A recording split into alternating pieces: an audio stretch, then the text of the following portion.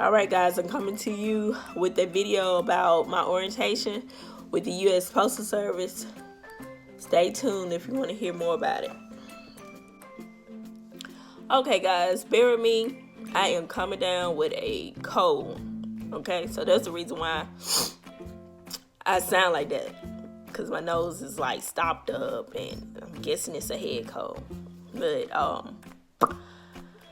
I come to you to talk about orientation. Okay, orientation. I got my email giving me my date and time for orientation, which my orientation was like November the 12th to the 14th. Orientation is like 2.5 days. The first day is 8 hours, second day is 8 hours, and then the third day is from like 8 to 12, half a day.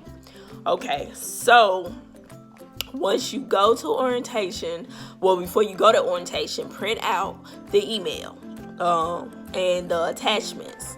And this is, then they give you another printout about the shoes.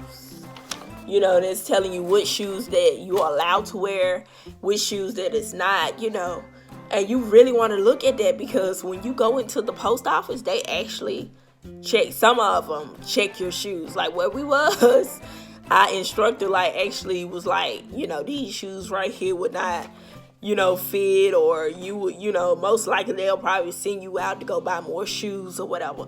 So take heed to the printout about the shoes, because who wants to go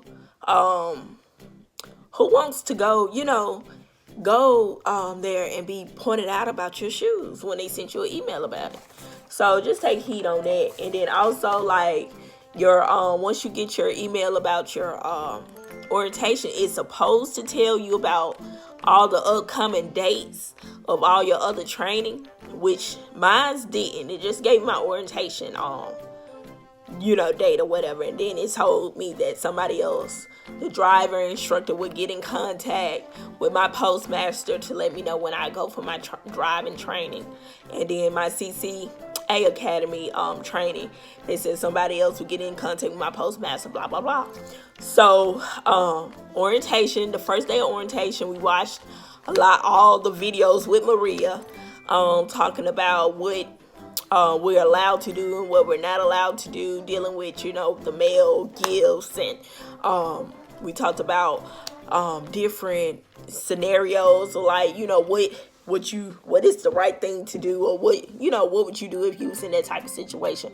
So that was the first day, and also that first day she took our driver license and our social security card, and we made copies, and when she came back, she returned our driver license, social security cards back. But she did that because I believe she had to turn it into the HR department or whatever. So second day of orientation, she showed us how to get into light blue, and it's showing us how we can be able to pull up our check stubs, our W-2s, how to fill out a form when you want to take time off, and she gave us the 1-800 number to call if we had an emergency or something that we wouldn't be able to come into work, or she gave us some very important numbers and contacts to be able to get in contact with certain people dealing with certain things or whatever. So I would recommend anybody that is going to orientation to bring a little notebook and a pen, wear comfortable clothes, and bring a jacket, because some of those rooms, like the room that I was in for orientation, had no windows, and it was freezing cold. So bring you a small jacket, and bring you some snacks. You take multiple breaks, and you only get 30 minutes for lunch. So just don't assume that, hey, you're gonna go and do orientation, and wherever you at, you might be lucky enough to, that might be a fast food restaurant that's close by, and then again you might not. So just keep that in mind. What else? And the last day of orientation, she took our ID pictures. Took our pictures for our ID. She also got a phone call from the driver trainer or whatever, and he gave us let us know that we will have driving training that Friday, which would have been the 15th that we had driving training that Friday, which was the 15th. So all in all, my instructor for orientation, she was great, but she wasn't really knowledgeable of my area, like CCA. She was more knowledgeable in RCA because that's what, that was how she started out, and that's what she would still continue to do or whatever. And in our class, I was the only CCA in the class. It was like 5 RCAs, and the rest of them was clerks or whatever. So she knew the union rep for the RCAs, but she didn't know for like the clerks or the CCA or whatever. But she let us know about our benefits, our pay, which holidays we'll get paid for and which ones we wouldn't, and she let us know about all of that. And she was very helpful and knowledgeable about a lot of things.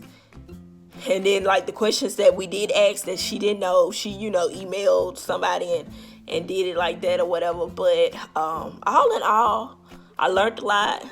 I would say get plenty of rest, because you will be doing a lot of reading, a lot of watching videos. But all in all, the information that they are giving is very helpful. I'll see y'all next time, guys.